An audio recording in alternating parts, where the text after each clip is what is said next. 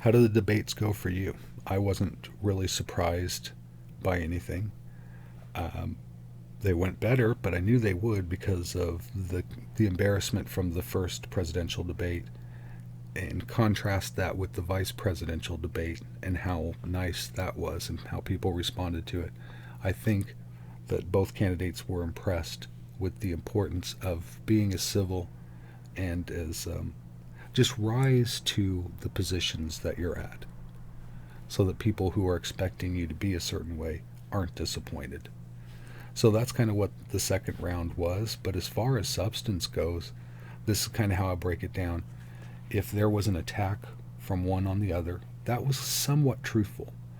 If one was defending an attack, that's where you got into the lies. So that was pretty consistent there. There were some one-offs and stuff, but by and large, that's how it went. And one of the best things about the debates are the claims that are made get fact-checked at the end.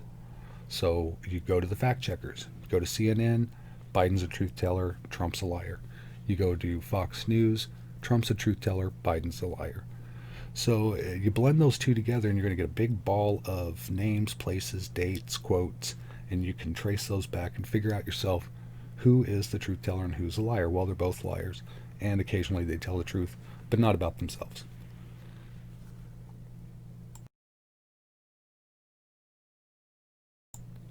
So the story I wanted to talk about is the stimulus package and how it's never going to get passed, ever. Not after election, never, ever. It's not going to get passed. It just isn't going to happen. When we get past the elections, it's things are going to change to the point where we're not going to need it now, or some shit like that. Trust me.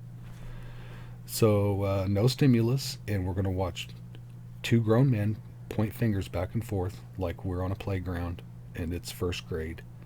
They're not going to tell us any answers, make any accountability, other than to just blame one another. So let's take a look at it a little bit, and I'll cut into the bullshit and kind of set things straight a little bit. People of color. They see Washington fighting over a relief bill. Mr. President, why haven't you been able to get them the help they need? 30 seconds here. Because Nancy Pelosi doesn't want to approve it. I do. But you're the president. I do, but I still have to get. Unfortunately, that's one of the reasons I think we're going to take over the House, because of her. Nancy Pelosi doesn't want to approve anything because she'd love to have some victories on a date called November 3rd.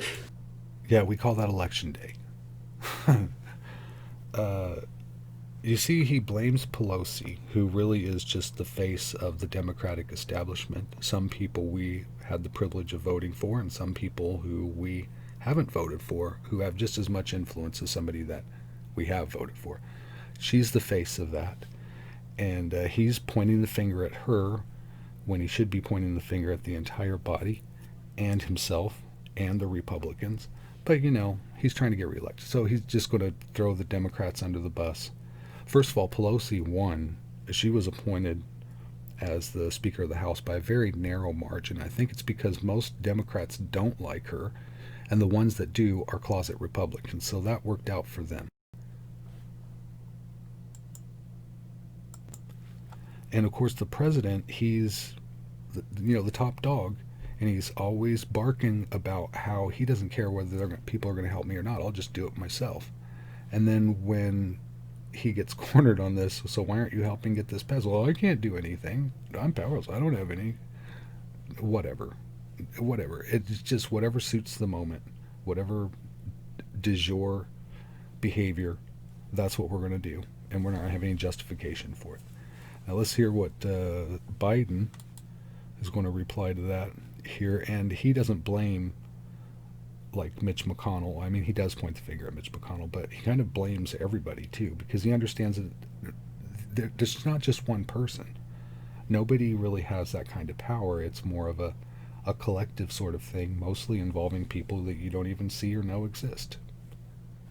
Nancy Pelosi does not want to approve it. We are ready, willing, and able to do something. Don't forget, we've already approved 3 plans, and it's gone through, including the Democrats, in all fairness. This one she doesn't want. It's near the election because she thinks it helps her politically. I think it hurts her politically. All right, Mr. Yeah, that's true. it does hurt her politically, and it hurts the Democrats, and it hurts the Republicans, because people are just tired. They're going to be like me. If you say he's to blame and he says you're to blame, then to me, you're both to blame. I'm just going to take both your words for it. You're both to blame. You're both out. Everybody's gone. You're all gone. Let's just start new. If this was a business, if I was coming in as a general manager or an owner and I came into one of these businesses and I seen people pointing the fingers back and forth, everybody's fired. I'll just start over with the new staff. And then I'll find out in real time who's a truth teller and who isn't, instead of taking people's words for it. It's like, okay, you're gone. But we're not only going to allow this to continue, we're going to vote for it again and again and again, and then expect things to not be the way they are. Is this a surprise to anybody? It can't be. It really can't be. I mean, I am a little shocked, but it really can't be a surprise when you see that people go, there's no accountability because people go back and forth. So let's hear Joe go back the other way with no answers to why people are suffering without any help from the body that's created for the sole purpose of helping people. Vice President, the Republican leader in the United States Senate said he can't pass it. He will not be able to pass it. He does not have Republican votes. Why isn't he talking to his Republican friends? let me follow up with you, Vice President we made a Biden, deal, the because Republicans let me will ask pass. Vice President Biden a question. You are the leader of the Democratic Party. Why have you not pushed the Democrats to get a deal for the American people? Well, I have, and they have pushed it. Look, they passed this act all the way back in the beginning of the summer. This is like it's not new. It's been out there. This HEROES Act has been sitting there. And look at what's happening. When I was in charge of the Recovery Act with $800 billion, I was able to get $145 billion to local communities that have to balance their budgets and states that have to balance their budgets, so then have to fire firefighters, teachers, first responders, law enforcement officers. They have to pick pecks of pickled peppers. So they can keep their cities and counties running. He will not support that. They have not done a thing for them. And Mitch McConnell said, let them go bankrupt. Let them go bankrupt. Come on. What's the matter? Yeah, let them go bankrupt. We won't let the airline industry go bankrupt after they've had decades to prepare for these calamities that occur. I mean, you think the airline industry would have learned after 9/11 that you need to put some eggs in some different baskets and kind of shield yourself from this uncertainty that has happened and can happen again. They had to be aware.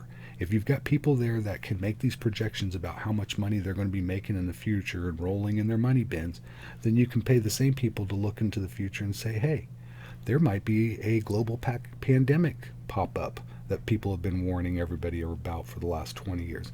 Well, it eventually happened, and of course the airline industry, because they're greedy and they don't care about the future except for what money it makes them, were left with their pants down. And now the American people have to, with their hard-earned tax dollars, or not even theirs, their children's and their grandchildren's and their great-grandchildren's and their great-great-grandchildren's futures, they have to give that to the airline industry to keep them afloat. Meanwhile, we're going to bankrupt entire United States. How is that? Wow. Let's see if that works.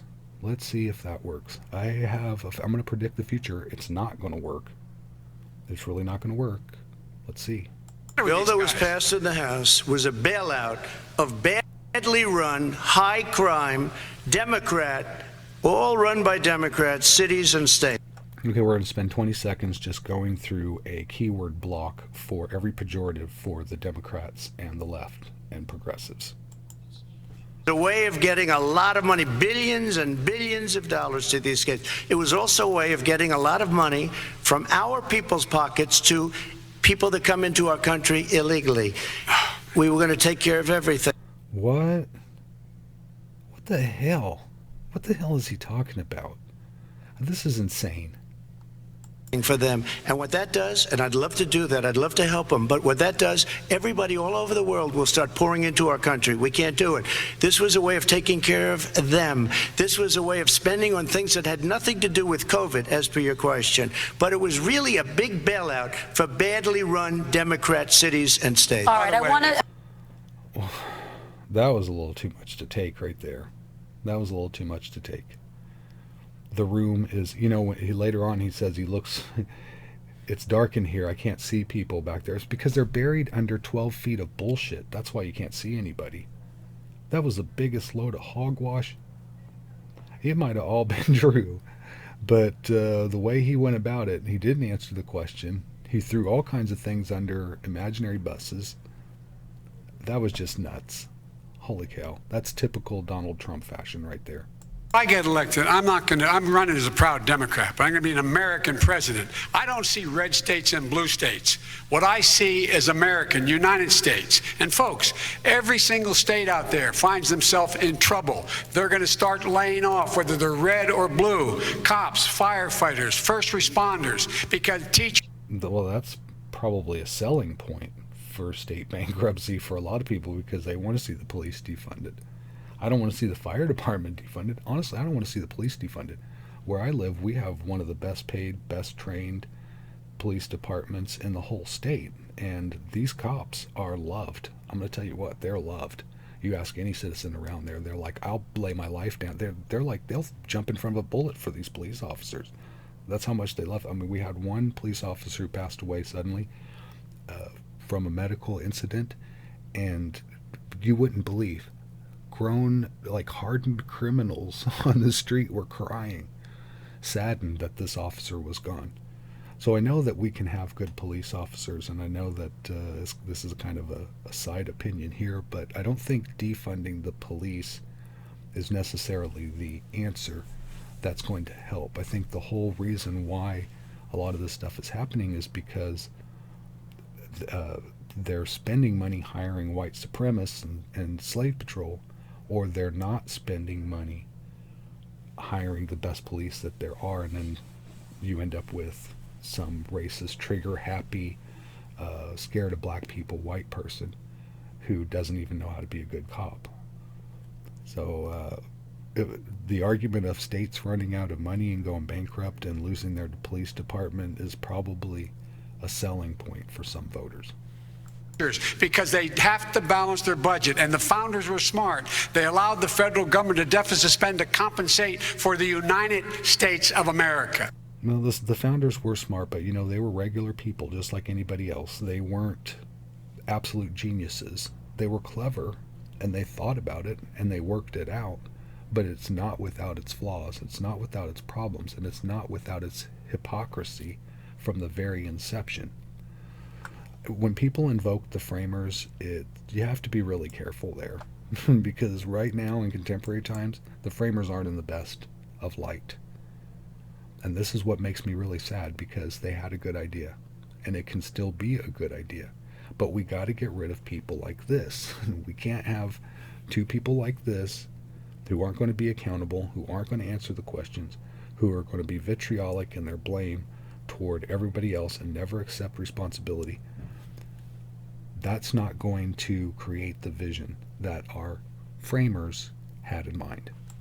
In fact, it's the antithesis of what they had in mind. It's what they deliberately tried to design things to prevent. That's what we have now. So if it's broken to the point where we have to create things to prevent this, and then it happens anyway, what does that say? What does that say about the framework? It says it's not working. The idea can work. The idea is there, but the framework to deliver that is flawed. It's been corrupted. It's rotted. It needs to be plowed over and rebuilt, I think, at this point. And I'm one of the most steadfast, hold to the Constitution people that you'll ever see. And even I'm like, I don't know. I'm kind of having my doubts now. We need to rework this, probably. It'll never happen, but it's just too top heavy from having to address all of the flaws. There's too much reinforcement. There's just nowhere to move. There's nothing. There's no freedom in something that's so constrained. And I blame people not being responsible on a very basic, fundamental level. Like at the ground, Main Street level, when you have people who just aren't doing what they need to do, in spite of the system making it harder for them.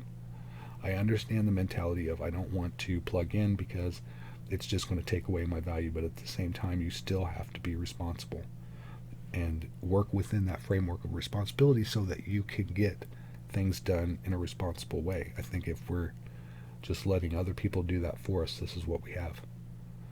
It's not responsible letting other people do the things for us that we should be doing for ourselves. And a lot of it is our political thinking. Maybe we need to get rid of representatives. Maybe we could do this like online. You could just vote online or whatever and kind of make your opinion known that way. I think it might be harder to corrupt that, and we'd get a lot more ideas. I look at the comment section and I immediately think it's a bad idea, but we might be able to work it out. We don't need representatives as much. The demand for representative government isn't so much an imperative today because we have mass communications. We can be anywhere almost immediately. So they're having a hard time justifying their existence, and when they make things worse for everybody by existing, then it kind of answers that question. Maybe we don't need these people. Maybe we'd be better off without them. So that's the kind of reframing I would be concerned with. When I invoke the framers, I wish they were here today so they could start the fuck over. All right, that's the broken news.